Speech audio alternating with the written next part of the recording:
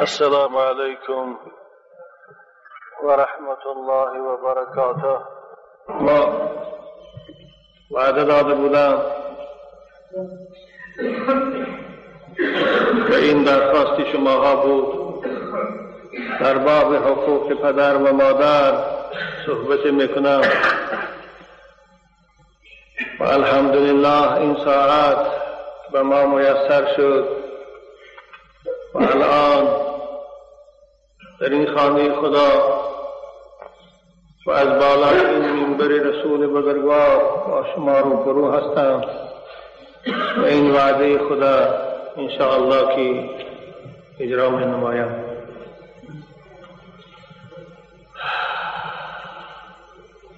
برادر مکتوب نوشته بود و در مکتوب بود از رفتار بعضی پسرها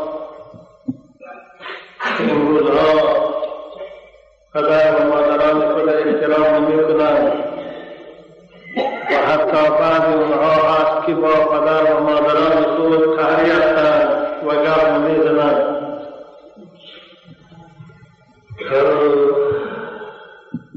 و شما در این باب چیزی بگویید؟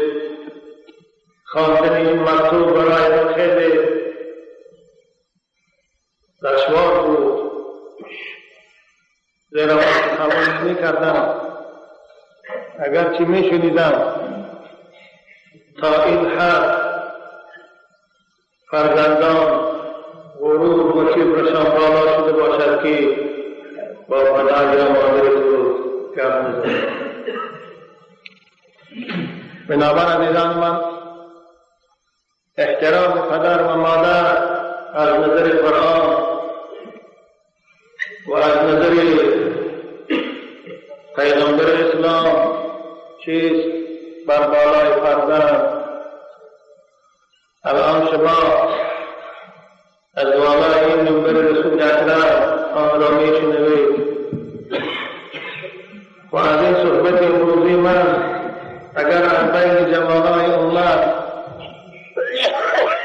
چند هم مؤثر شوند و بروش بیاید و احترام پدر و مادر بجا بیارند، این برای واسطه سعادتی بزرگ است.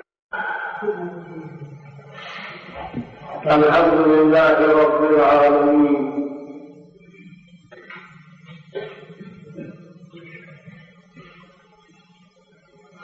يا ربي إنا نسألك علما نافعا وقلبا خاشعا ولسانا ذاكرا وعينا دامعا وعملا متقبلا. پروردگارا برای ما طالب علمها علم با عمل نصیب و روزی گردد. خدایا برای ما بندگان و خصوصا برای این عاشقان مدرسه محمدی زبانی که گویای به ذکر تو باشد نصیب کردم و چشمی که از خوف تو اشک میریخته باشد خدایا نصیب کردم. خدایا برای ما بندگان توفیق عطا فرما برای بندگی کردن و عمل کردنی که آن عملها مقبول درگاه تو باشد. اللهم ارزقنا من الحلال وباعد بيننا وبين الحرام. خدایا برای ما از وجه حلال رزق و ثروت مال نصیب کردم. خدایا بین ما و بین مال حرام دوریه عطا فرما، دوریه مقدر گردان که مانندی دوری بین مشرق و مغرب باشد. خدایا برای ما فرزندان توفیق عنایت فرما، احترام پدر و مادر و خدمت ایشان را بجا بیاره. خدایا پدرای ما را و مادرای ما را مغفرت فرما و در این دنیا تبی صحت و حیات با سعادت و پیروی قرآن و در آخرت خدایا داخل جنت جاودانی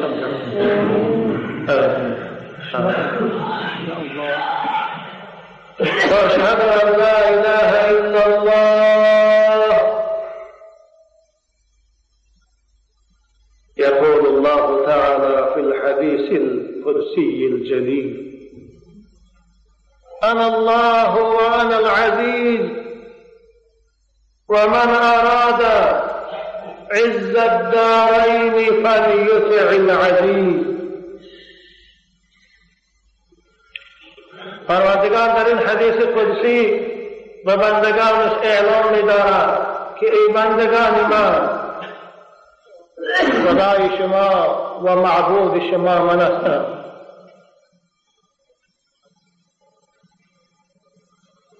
و عزیز غالب و توانا به هر کار قادر من هستم و هر کدام از شما می‌خواهید عزت را هم در این دنیا و هم در آخرت،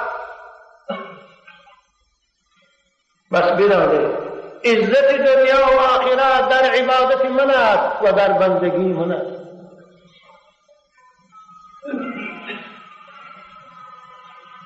آره سعدی میگوید خدا رحمت شما کند: عزیزی و خالی تو بخشی و بس، عزیزی و خالی تو بخشی و بس، عزیزی تو خالی نبیند نشد. عزت از جانب خدا. فيبتغون عندهم العزة فإن العزة لله جميعا. شما از مردمها عزت می‌دارید، شما از مذهب‌دارها و سرمندها عزت می‌دارید. نه، عزت از جانب خدا. کسی را که خدا عزیز گرداند هیچ کس نمیتواند او را خوار سازد و هر کسی را که خدا خوار گرداند کسی نمیتواند او را عزیز سازد.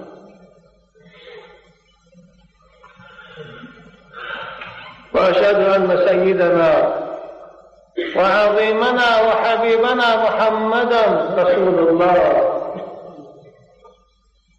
خاتم الأنبياء والمرسلين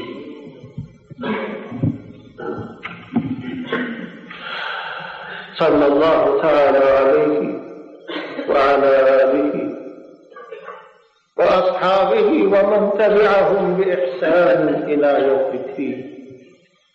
أعوذ بالله من الشيطان الرجيم. وقضى ربك ألا تعبدوا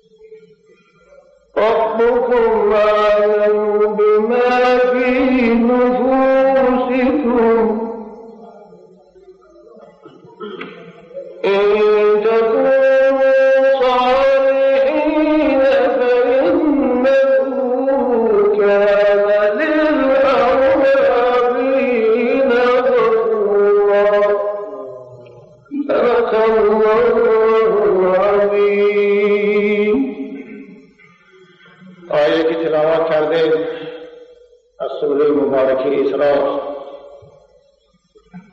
و پروردگار در این آیت برای ما بندگانش تعمیرات سفارش درباره دوستداشتن پدر و مادر و احترام پدر و مادر و خدمت ایشان چی با زبان باشد چی با جواری چی با اطلاع باشد چی با اگر که قرآن از سوی قرآن آغاز شده سوره اسراء و در سوره عنکبوت و در سوره لقمان سفارشات تأکیدات در باب احترام پدر و مادر دارد، اما خصوصا این آیه‌های مبارکه سوره اسراء خیلی تفصیل برای ما و شما هست.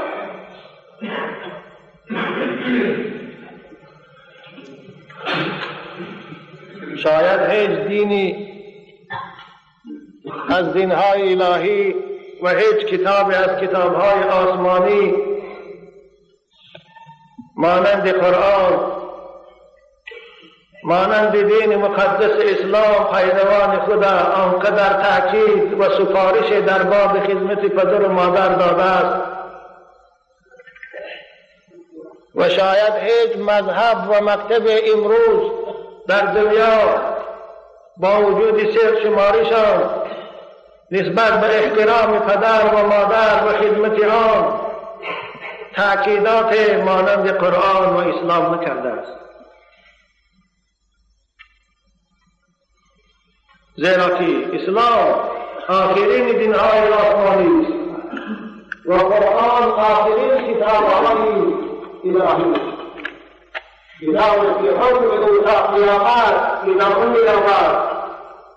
اسلام دینی است که حکم او تا روز قیامت دوام می‌کند. از این سبب آغازنا همه جزئیات در قرآن درباره تأکید پدر و مادر بیان کرده است. در این آیه مبارکه قضا که آغاز می شود به کلمه قضا به معنای آمده و اوجده فاقیا امر کرد و سفارش داد به پدر خود را اول ان لا تعبدوا الا اياه قالت ومجانه فقال وفقال خدای که آفریدگار تمام و مطلق خدای که برای حیات انسان همه شرایط مناسب زندگی را آماده کرد از نهرهای عوامل شبهات در رحم مادر و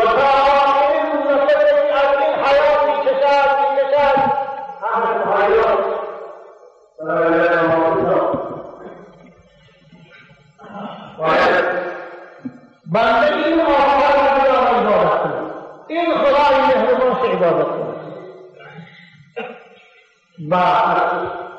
ایرانی پروردگار که مربی و تربیت کننده حقیقی انسان است، دوم سفارش الهی است.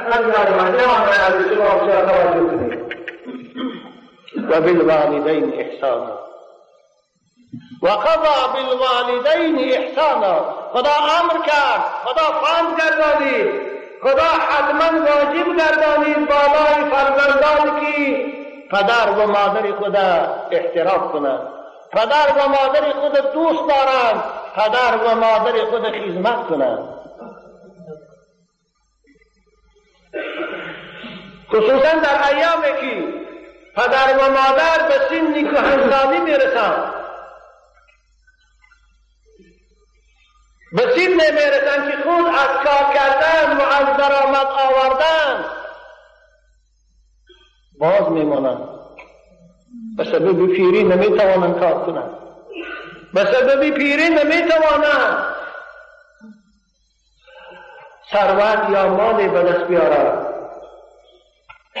احتیاج به فرزند پیدا میکنند، محتاج به پول فرزند میشوند، محتاج به سخن شیرین فرزند میشوند، محتاج به نان فرزند میشوند. خصوصا در این حالت محتاجی پروردگار بچه ها را تاکید میکند: اما یبلغن عندک الکبر، یا به سن کهنسالی یکی از پدر و مادر شما یا هر دو میرسد و در این سن و سال محتاج به شما میشوند.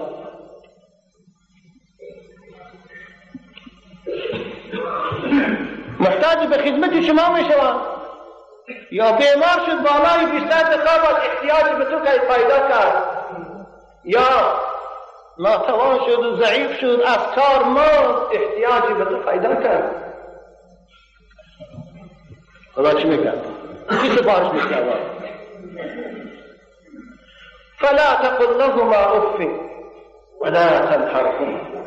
اول پروردگار از گفتاری بی آدابانه ما و شما را من کرد ایستاده. این هر دو، یکی برای گفتار است فلا تقل لهما اف، یکی بر رفتاری بی آدابانه ما روانه است. خدا میگه فلا تقل لهما اف، بس شما در وقتی خدمت کردن پدر و مادر اف نگویید. اف چیست؟ حضرت امام مجاهد از تفسیر این آیه مبارک پرسیدند. حضرت گفتند: اذا رأیت منهما الغائط والبول في ایام الشیخوخه كما رأی منك في ایام الصغر فلا تقذرهما ولا تقم لهما اف. حضرت امام مجاهد گفتند وقتی که تو پدر بیمار است، بستری است، احتیاجی به قضای حاجت می شود، تو فرزند خواه بچه خواه دختر حقداری قضای حاجتی پدرت میگیری یا مادرت میگیری پیشاف شد. وقتی که اون میگیری به بیرون میبراری، در وقتی برآوردن مبادا بویی ناخوش در مشام تو رسد، در پیش پدر اف نگو. یا اینکه بینی خود با دست رویمان نپوشا. برای چی؟ برای چی؟ حضرت میگن کما رأی منک الصغر، این حالت پدر و مادر از تو بسیار دیدن در وقتی خرسانی. تو خردکک بودی، تر میکردی، اونها حتی در نمی دسترقام نفران نمی کردن، نجاستی تو رو تازه میکرد. حتی مادر به دستی که خوراک میخورد به همون دست نجاستی تو رو میشوش. اف نگفت. یا الله. فقط تو به کاسی او رو برداشته بیرون بردن اف میگویی. فلا تقل لهما اف. پروردگار در اینجا از سخنی به آدابانه که مجردی کلمه اف باشد سبب آزار یافتن دل پدر یا مادر شود، ما و شما را من کرد. ولا تنهرهما، پدر و مادر با درشتی، با رفتاری دغلانه از خود نرنجان. اصل معنای نهر پیسانده نمیگوین عرب ها، دست افشانده نمیگوین. وقتی که پدر و مادر به تو سفارش میدهد باید که به سوی پدر و مادر دست نافشان. حالا ما وقت ندارم راه رو نگو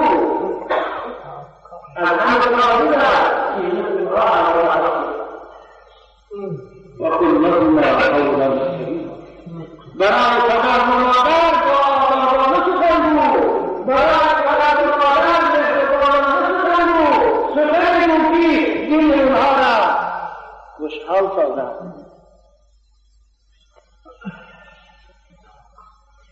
قولا کریما. ابن عباس رضی الله تعالی عنه را پرسیدند مراد از این سخنی خوب، سخنی ملایم چیست؟ حضرت گفتند ماننده که در پیش حاکمهای خود چگونه با آدابانه راست میسته، چگونه در نزد سردار باید حیبت راست میسته نجومیده، باید ملایم سخن میگویه، آواز بلند برآورده، در پیش پدر و مادر همین که در پیش پدر و مادر همین که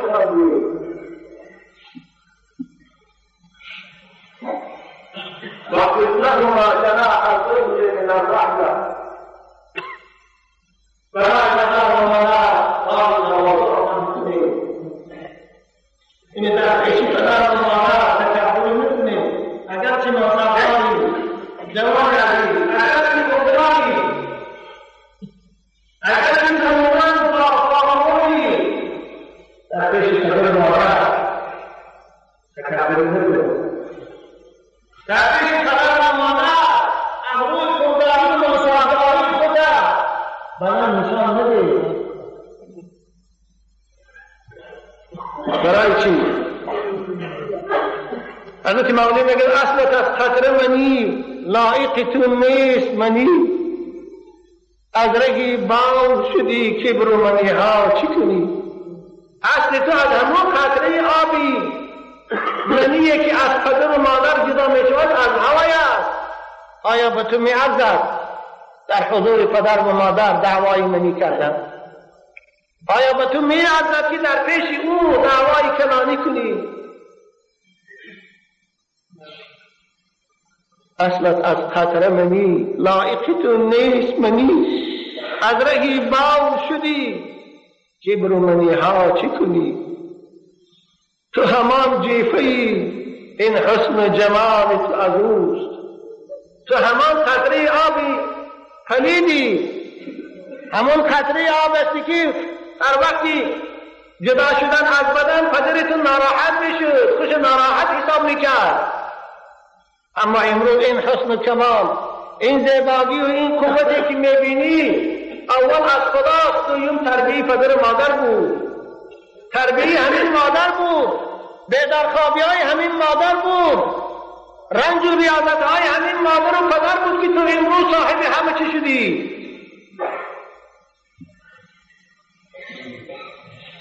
همان جیفه‌ای این حسن و کمال تو از اوست، باش خاکی رهی او میل به بالا چی کنی؟ چی آداب است که در پیش پدر یا مادر دعوای منی میکنی؟ واخفض لهما جناح الذل من الرحمة وقل رب ارحمهما كما ربياني صغيرا. پروردگار ما و شما را عزیزان من تعلیم میدهد ما باید در حق پدر و مادرهای خود دعا کنیم، چی در حیاتیشان چی بعد از وفاتشان، چی دعا کنیم؟ خدا رب ارحمهما، پروردگارا این پدر و مادر من رحم کن، این پدر و مادر من اهل ایمان کن، این پدر و مادر من در وقت مردن به ایمان مشرف گردان، تا لحظه های آخر از ایمان جداش نگردان و بعد از مردن صاحب جنتی جاویدانش گردان. کما ربیانی صغیرا، همچنان که اینها در کردی من تربیه کردن، به وای رساندن.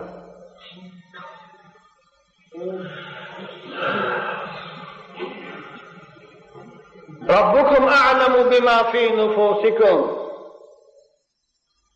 خدا میگه ای فرزندها، پروردگار شما داناتر است به آن چیزی که شما در دل میگذرانید.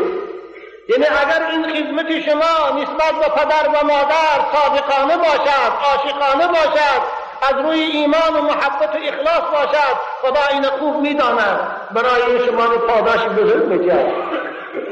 معنای صالحین ای صادقین فی برهما،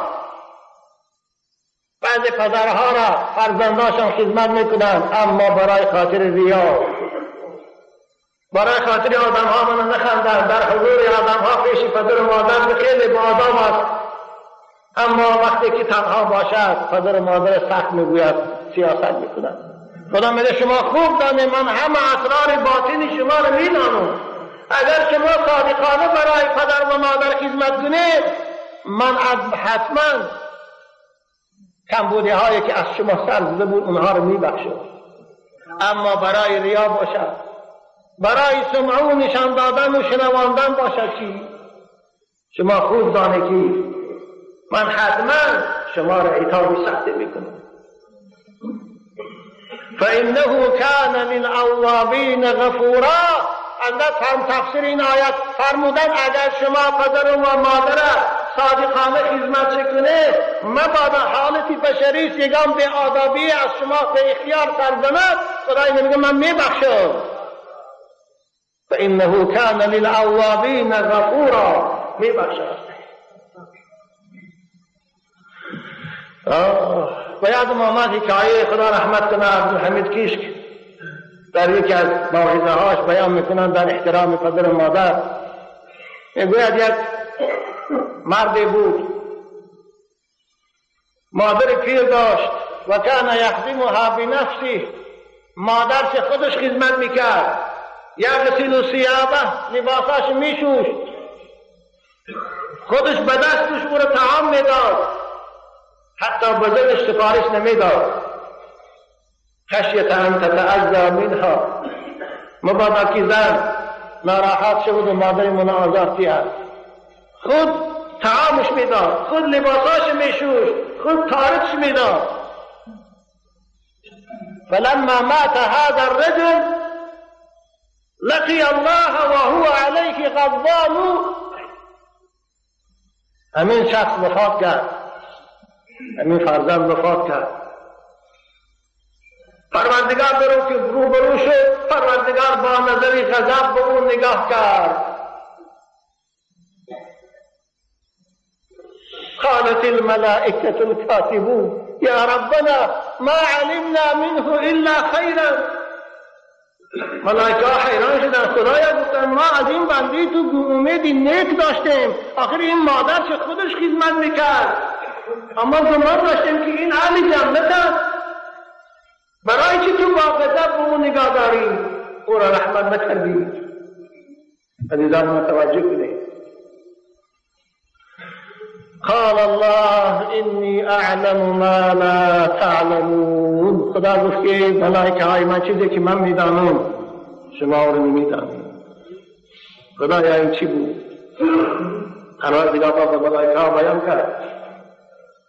این بنده من گفت کلما خدم امه، هر باره که مادرش خدمت میکرد، هر باره که روحای او رو میشوش، لباساش عوض میکرد، و کان یدعو فی نفسه اللهم کلها وارحنی منها، او در دلش دعا میکرد که خدایا همین مادر من بروقتر امانتش گیر، خدایا بروقتر همین مادر من جانش گیر، من از تشویش من خلاص تو. به دلش دعا میکرد. ببینید ربکم اعلم بما فی نفوسکم.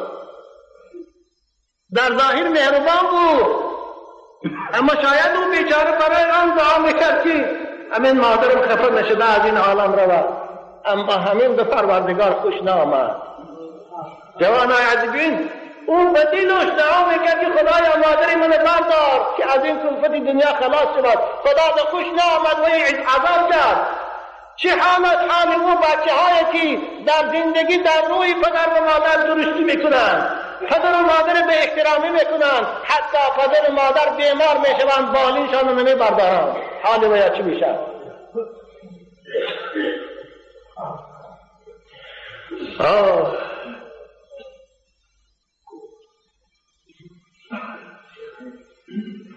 انس میگوید این حدیث صحیح است، حضرت امام ترمذی این حدیث اشاره به حسنیش کردن. ارتقى النبي صلى الله عليه وسلم على المنبر درجة فقال آمین. انس میگوید رسول اکرم مسجد آمدند، بالای منبر برآمدند، در پله اول منبر پاشان نمودند. رسول اکرم منبرشان 3 پامونچک داشت. آمین گفتند. ثم ارتقى درجة فقال آمین. درجه دوم برآمدند، آمانه که دوم باز آمین گفتند. ثم ارتقى درجة فقال آمین. آمونچه که سوم برآمدند باز آمین گفتند. مسجد پر از صحابه. فلما استوى وجلس، رسول اکرم طبقه سوم برآمدند، رو به اصحاب کردن و ثانی نشستند. فقال اصحابه یا رسول الله علی ما امنت. اصحاب گفتند یا رسول الله برای چی آمین گفتی؟ آخر شما هر بار که بالای منبر می برآمده خاموشانه می برآمده آمین نمی گفته، سبب چیست؟ عزیزان مخلوق توجه کنید. پیغمبر بزرگوار چی گفتند؟ اتانی جبریل فقال یا محمد صلوات ربی و سلامه علیک رغم انف من ذکرت عنده فلم يصلي عليك فقلت آمین. جبرئیل امین آمد گفت که ای پیغمبر خدا از رحمتش بے نصیب کند همان شخص را که مرد خواهند در پیش وی نام تو را میگیرند محمد میگویند اما اونها به تو صلوات نمیفرستند. عزیزان من شنیده پروردگار فقط مجرد نام پیغمبرش شنیدن، کسی اگر درود نفرستاد او را از رحمتش بے نصیب کرد. چی جایی کسانی که محمد با تحقیر یا دین او را تحقیر میکنند، خواه در گزیت خواه در کتاب دینی وی تحقیر میکنند، او را همچون یک فیلسوف میدانند، او را پیغمبریش اقرار ندارند. حالی ویا چیست؟ ویا کافرند.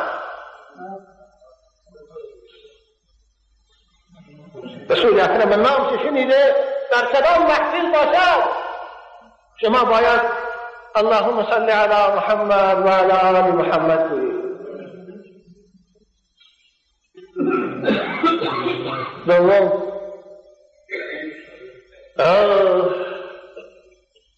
جبرئیل امین باز گفتند ثم قال رغم انف من ادرك والديه او احدهما فلم يدخله الجنه وفي روايه فلم يدخلاه الجنه. باز جبرئیل گفتند پیغمبر خدا از رحمتش بے نصیب کند آن فرزند را که پدر و مادر موی سفید خود مییابد، پدر و مادر در وقت موی سفیدی محتاج او میشوند، به سبب خدمت کردن پدر و مادر خودش صاحب جنت نکرد. این ادعای پدر و مادر نگرفت، خوشنودی پدر و مادر به دست نآورد، پدر و مادر از او نارضا رفتند. خدایا این فرزندم از رحمتت بے نصیب گردان. رسول اکرم آمین گفتند. عزیزان من آمینی پیغمبر آمینی ما و شما نیست، وای آمینی او تیری نشانرس است، وای اجابت شد. بنابر حق پدر و مادر در همین دنیا خار است، چی پیش از آخرت. سوم ثم قال رغم انف من دخل عليه رمضان ثم انسلخ قبل ان يغفر له. خدا بے نصیب کند از رحمتش شخصی را که ماه مبارک رمضان دریافت کرد. ماه مبارک رمضان آمد، او سالم بود، صحت بود، مقیم بود، اما روزه نگرفت، این ماه احترام نکرد. این ماه مبارک رمضان سپری شد، تمام شد و خدا گناهی وی نگذاشت. پروردگارا این بندتم از رحمتت بے نصیب شد. فقلت آمین. رسول اکرم میگه من آمین. عزیزان من از این حدیث برای ما چی مفهوم شد؟ این که هر جوانی که پدر و مادر در وقت پیری یابد اما با دعای ایشان خوش سزاوار رحمت خدا نکند، این هم از رحمت خدا بے نصیب است.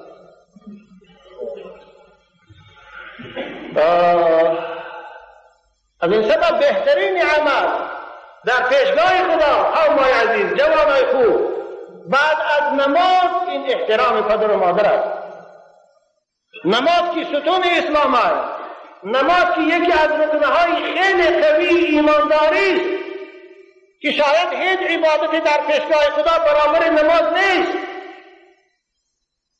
اما رسول اکرم در یک حدیث احترام پدر و مادر، خدمت پدر و مادر برابر نماز کرده. وعن عبد الله بن مسعود رضي الله تعالى عنه قال قلت يا رسول الله أي العمل أحب إلى الله.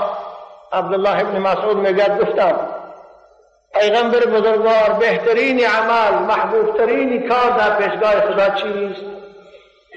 مسجد سازی است،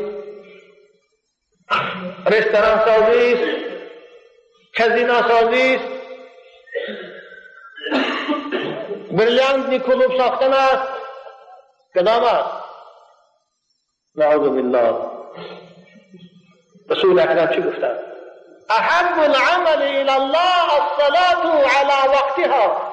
رسول اکرم بهترین عمل در پیشگاه خدا این نماز در وقتش خواندن است. جوانای عزیز، نماز در وقتش ادا کنید.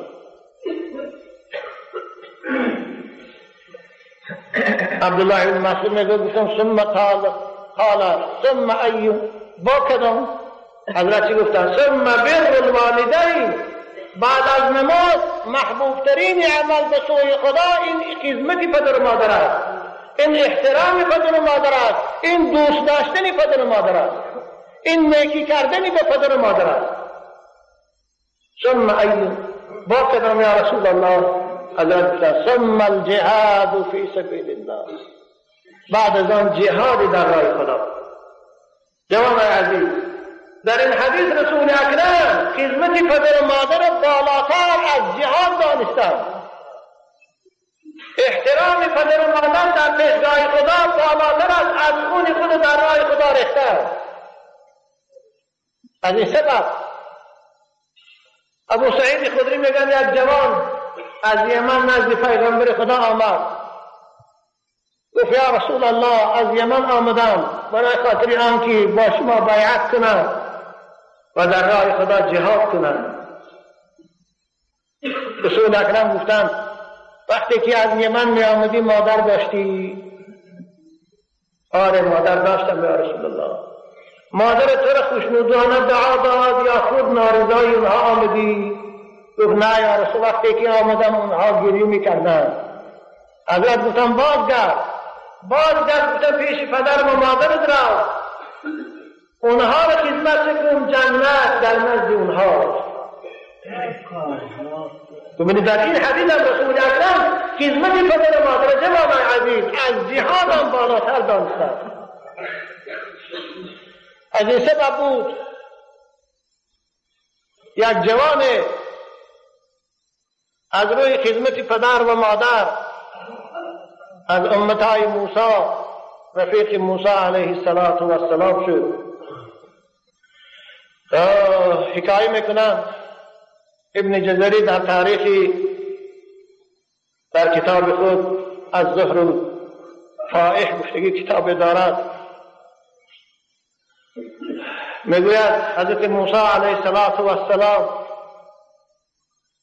وقتی که با پروردگار خود مناجات میکرد، سخن میکرد، در یکی از مناجات‌ها از پروردگار پرسید که الهی ارینی رفیقی فی الجنه، خدایا رفیقی من در جنت کیست؟ از اهل دنیا و من چی مقام بلند است برای کسی خدای نصیب کند. پروردگار گفت موسی اذهب الى بلد فلان شهر برو، در همان شهر یک دوکان است، یک بازار است، در داخل بازار دوکانی هست، دوکان گوشت فروشی.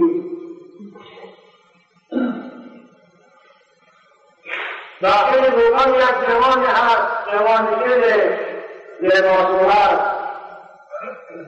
نورانی که همان جوان بگیدی تو در جنت.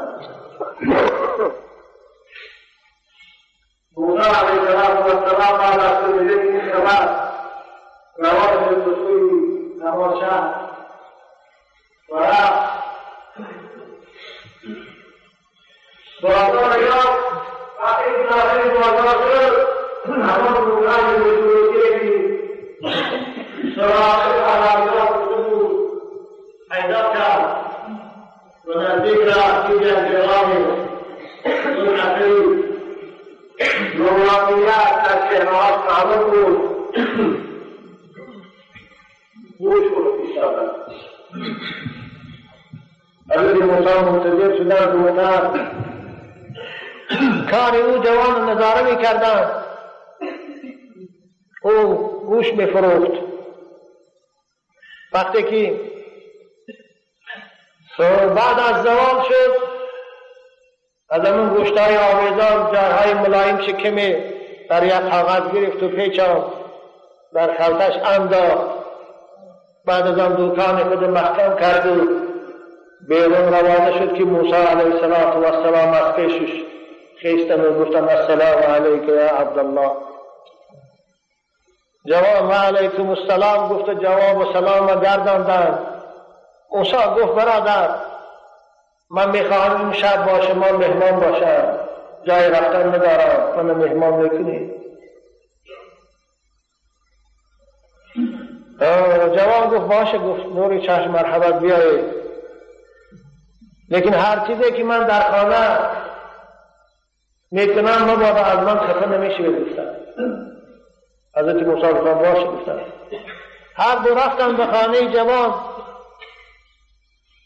حضرت موسی علیه السلام در بیرون در زیر پشتوان سایه شیناندند، دهنی تریزه داد و خود گوشتکای آوردگیش بالای خلاط در دکچه موندند که می آب انداختند برای جوشاندن و پزاندن.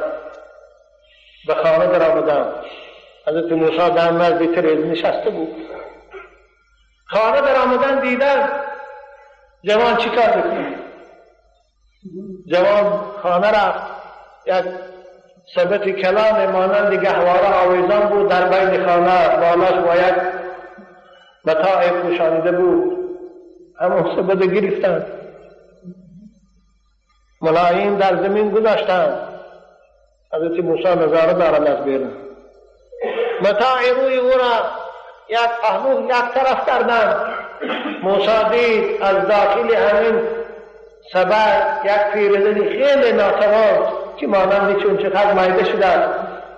این جوان برآورد، در آغوشش گرفت، لباساش عوض کرد، لباسای تازه پوشاندش، رخسارهاش با رنگوی مالچی خود تازه کرد، لباس تازه کرد، چشماش.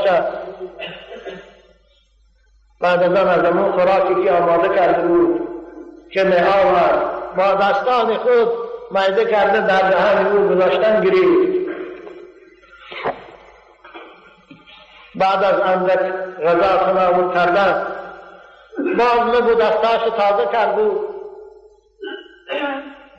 رخسارهاش برای ماچش باز تازه کرد، خوشبوییش کرد و باز در همون سبب او را میهاد بالا با آویزان کرد.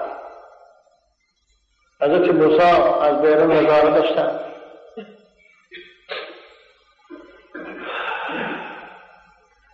لبهای کلبیر می جنبید، دستاش گاه بلند می شد، به روش می رسید. اما حضرت موسی از بیرون بود، نمی دانست که چی می گوید. حضرت موسی علیه السلام آب دیده هاش ریخت.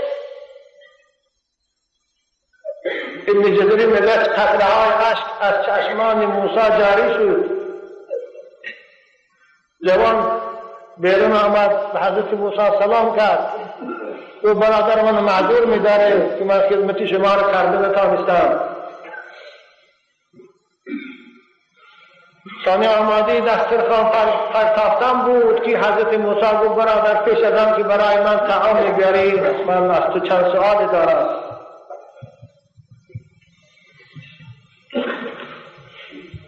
من احتیاجی به طعام ندارم، فقط سوالای من به جواب ده. جوان گفت خوب باشه. جوان خوب بین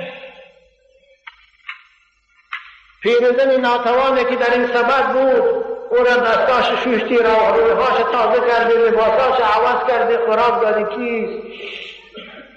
من هیلته. برای تو چیست او؟ کی می شود؟ گفت که برادر او مادری پیر مسکوت، او غیر از من دیگر فرزند ندارد. یگانه فرزندی او من هستم که بنابر وقتی که سحر به کار میرم او را اول خوراک میدهم، غذا میدهم، او را طهارت میدهم، بعد از آن به کار میروم، باز زودتر از کار باز میگردم تا اینکه مادرم گشنه نموند، باز میدیم او را غذا میدیم و باز طهارت میدیم و لباساش عوض میکنیم. او مادرم مسکوت. حضرت موسی گفتن برادر من دیدم مادرت رو ناهاش میجنبید، دستاش به رو میبرداشت. چی میگفت؟ جوان میگد گفت برادر گفت مادری من چند سال هست که این ناتوان است و چند سال هست که یک دعای دارد در حق من، اما من نمیدانم که این دعای او اجابت میشود یا نه. چی دعا بود؟ وقتی که مادری من غذا میدیم لبهاش که میجنبد او میگوید نه خیب الله سعیک یا بنی، خدایا این نور چشم من خدمتاش بیهوده نبر، خدایا این خدمتای فرزند من بیهوده نگردان، این مکافات شده. اللهم اجعل ابن هذا رفیق موسی فی الجنه، خدایا این بچی من رفیق موسی پیغمبر کن در جنت. دعا امین است، اما من نمیدانم که این دعا اجابت شد یا نه. حضرت موسی علیه السلام میگه سخنی که از جوان شنید از جای خود خیز گفت جوان خوب بشارت باد به تو، امون موسی پیغمبر خدا من هستم. من از پروردگار دعا کرده خواسته بودم که رفیق من در این دنیا کیست نشان دهد، بشارت به سوی تو شد. اکنون به تو بشارت داد که تو رفیق من در جنتی. جوان میگوید یک فریاد کشید، البته فریاد شادی بود. از فریاد میگوید روشی علیه روشش را.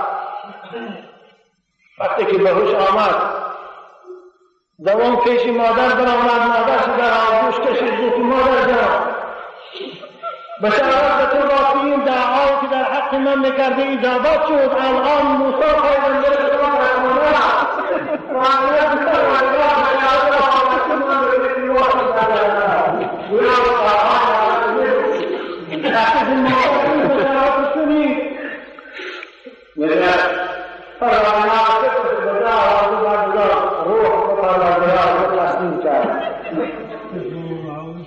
جوان عزیز ببینه این جوان از احترام مادر رفیق موسی شد، این جوان از احترام مادر جنتی شد، دوست خدا شد. خوشا به حال شما جوانای عزیز که پدر و مادراتان خدمت میکنید. خوشا به حال شما که مادراتان دوست میدارید، اونها را همیشه از خود راضی میکنید. امید دارم شما را پروردگار اهل جنت بگرداند. زیرا که پروردگار با موسی گفت که یا موسی من بر والدیه لیس له عندی جزاء الا الجنه. ای موسی هر کسی از بندگان من پدر مادرش خدمت کنه، پدر مادرش دوست داره، او را مکافاتش فقط جنت است، دیگر چیز نیست. و من حق والدیه لیس له عندی جزاء الا النار. و هر کسی که پدر مادرش به حرمتی کنه خاک شود، او را مکافاتش فقط دوزخ است، دیگر جای نیست.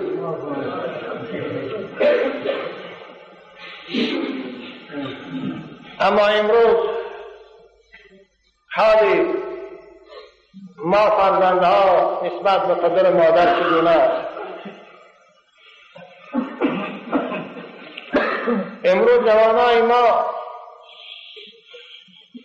پدر و مادرای خود به جای آنکه مادرجان یا پدرجان گویند مخن میگویند، پخن میگویند. من بارها خود شاهد این منظره هستم. حتی من کارگری کردم میگویند مثل مانی برو مثل مانی برو مگر وی برای تو پخنه وی پدر میشود وی مادر میشود. باید تو رو مادرجان گویی نه مخن. ای پیروان اسلام، این آداب به شما قرآن داد؟ مگر قرآن پخن گفت از پدره یا مخن گفت است؟ قرآن یا ابوتی گفت خطاب میکند ای پدرجان. از بجایت درسته این تعلیمات. امروز بچه های ما وقتی که پدر یا مادر از خانه میدرد پاش دراز باشد در پیش پدر و مادر پاش جمع نمیکند. پاش دراز باشد آن چیزای پیش پدر بخیستن یا مادر بخیستن پاش جمع نمیکند از جا. خدایا شکل پایی که در پیش پدر و مادر جمع نشود.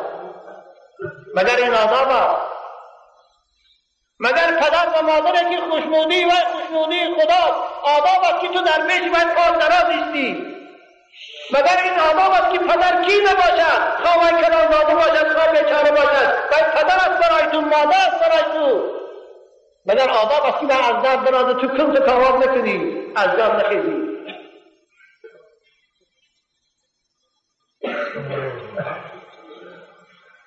جوانای عزیز، هر معامله که امروز با پدران میکنه فرد از بچه ها تغییر چشم داره. رسول اکرم میفرمایند پیغمبر ما پیغمبر صادق است، او بپوش همش راست است. میفرمایند بروا آباءکم تبرکم ابناؤکم، و پدر و مادراتان به نیکی کنه. در حضور پدر و مادر با آداب باشه، بچه هاتون هم شما به نیکی میکنن. بچه هاتون هم در حضور شما با آداب میشن. من میدانم بچه هایی که پدراشان میزدن، من میدانم به همین نزدیکی بچه پدر که چنان زد که یک هفته بیچاره از جاش قصه نتانید. و بچه نبود 14 ساله نبود 15 صاحبی 3 فرزند بود. انشاءالله این نسل که از بچه هاش میخوره. فرزندی که پدر روی پشتاره کرد کنام کرد، فرزندی که پدر خود درسته موند و خوراند و پوشاند و خواند، امروز از ده فرزند لط میخورد، کلدن میخورد.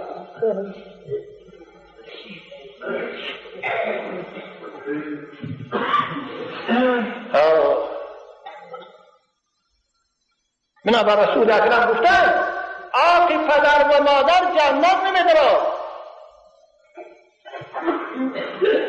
حدیث امام حاکم ہے، حدیث صحیح ہے. جوانای عزیز توجه کنید. 4 نفر رسول اکرم گفتن قال رسول الله صلی الله علیه و سلم 4 نفر حق على الله ان لا يدخلهم الجنه ولا يذيقهم نعيمها. 4 طایفه آدم است پروردگار حق داره که اونها رو جنت نداره. پروردگار حق داره که بوی جنتی که 500 سالینه را میبیاد و نشان اونها نرساند.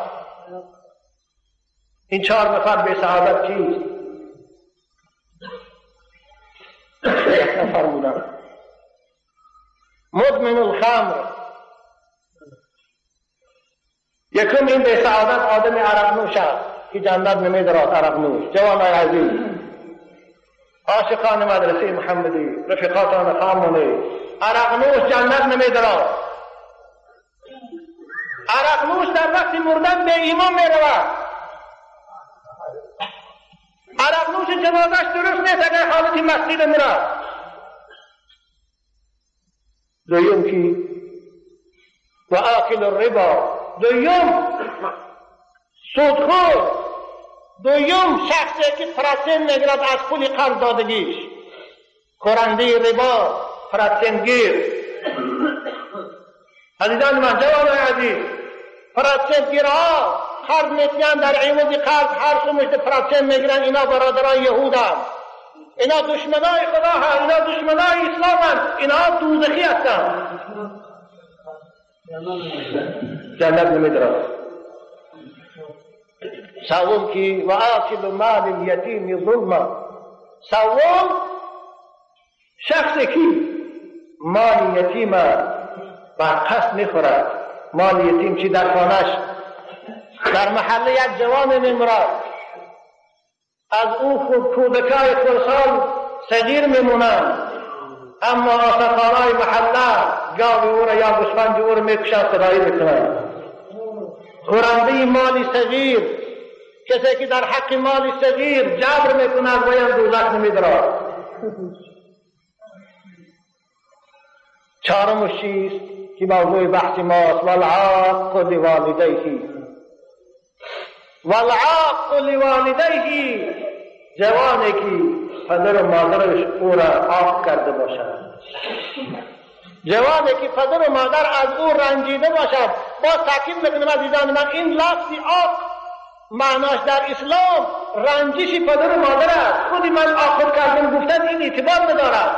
پدر و مادر از معامله بدی شما اگر خفه شود، رنجد، دل آزرده شود، خود همین عاق هستید. شرنه که او بیاد من تو را عاق کردم، من تو را از بحر گذشتم گفتم شرنه. عاق پدر و مادر جنت نمیدرد، بوی جنت نمییابد الا ان یتوبوا.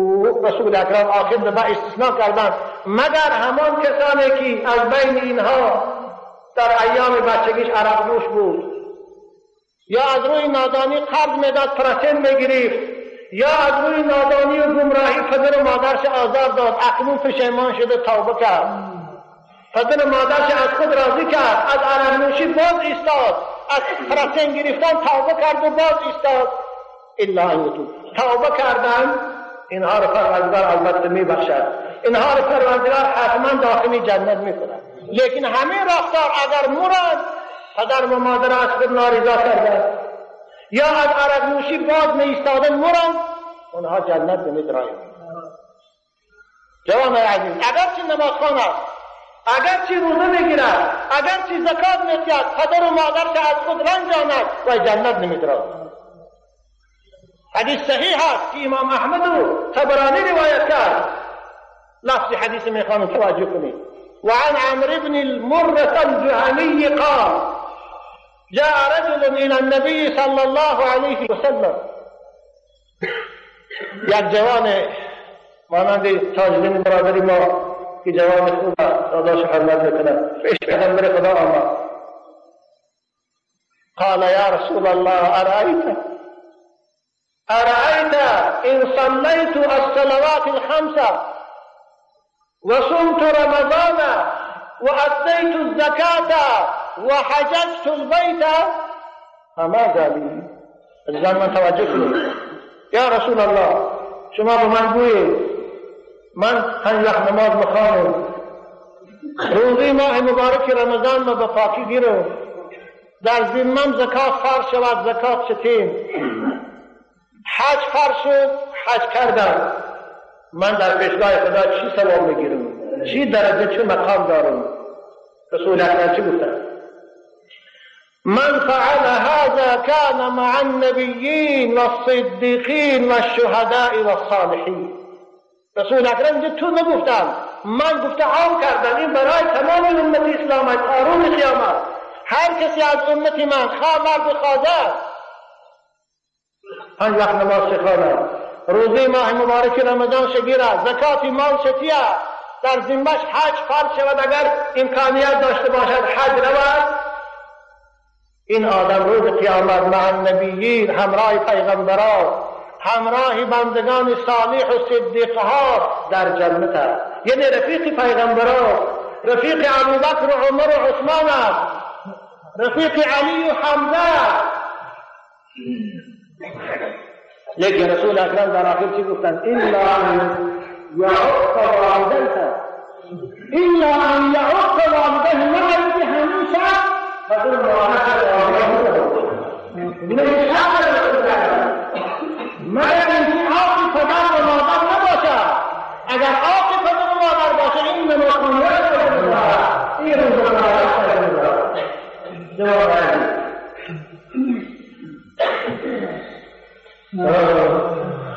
بنابراین از این حدیث با ما صراحة معلوم في العالم صلی الله علیه و سلم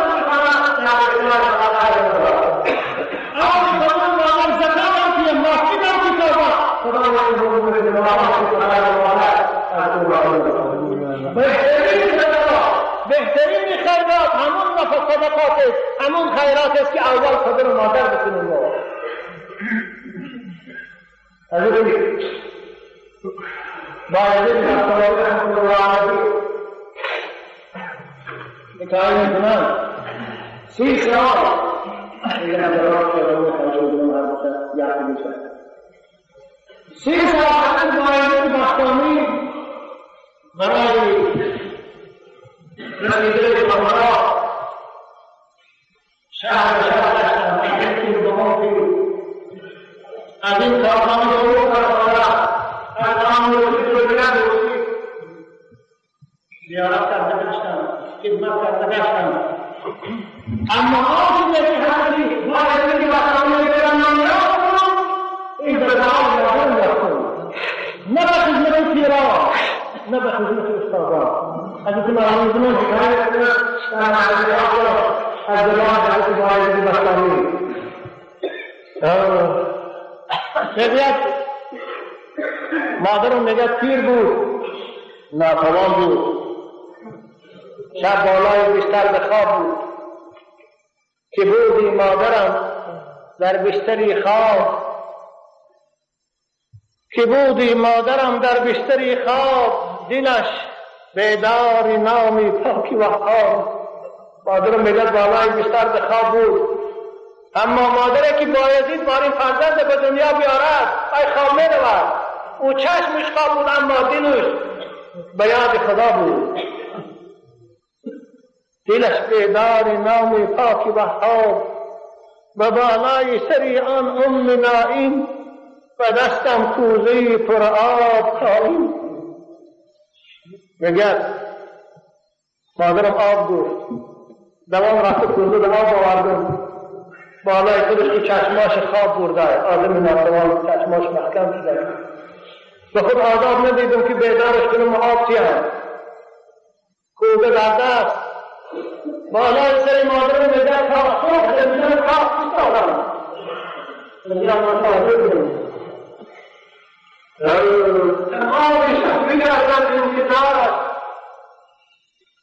تمام شب بکردم انتظارش، دو دستم میده شد دل بیقرارش.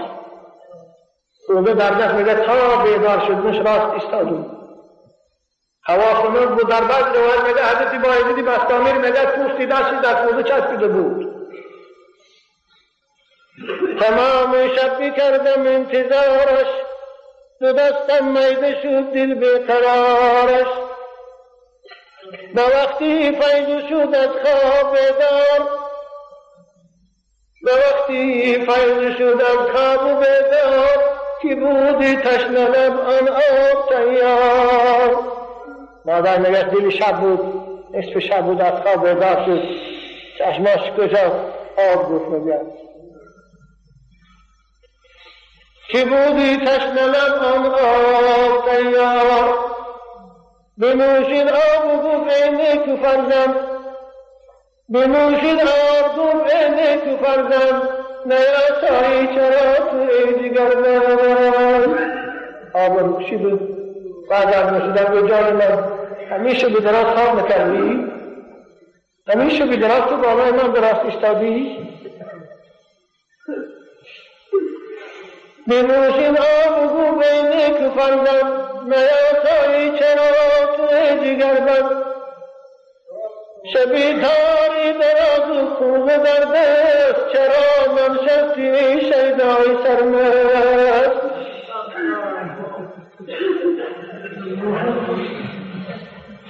شبی تاری دراز و خوبه در دست، چرا من شستی شیدای سرمست. که گو بستر سیام کی آب گوی، که گو من وحمیم کی آب گوی، کنم تاخیر مرا هر سو بجوی، ز تاخیرم من آید بخاطیر، زیادت به جانم میرسد تیر.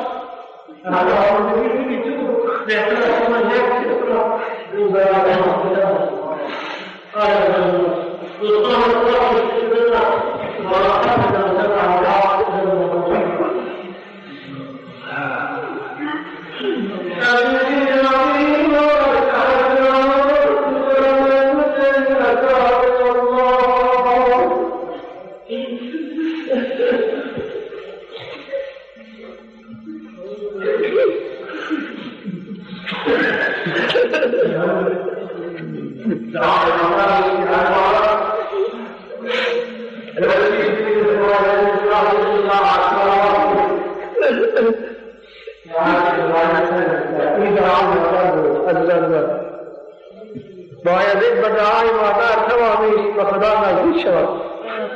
اگر شما هم پدر و مادران خود دوستان را خدمت کنید، امید است مانند باید شما هم دوست خدا شوید.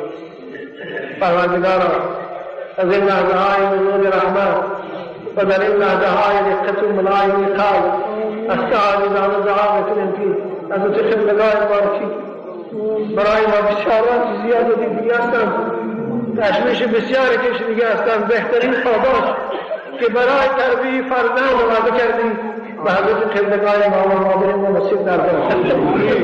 پروردگار پیغمبر بزرگوار تو فرموده هر فرزندی که قرآن خوان شود و به قرآن عمل کند پدر و مادر او را سوال تربیت هیچی و شنایی و روشنایی آفتاب روشنتر از خدای عظیم معبود حضرت خدمتگاه ما را مادر ما را نصیب کرد.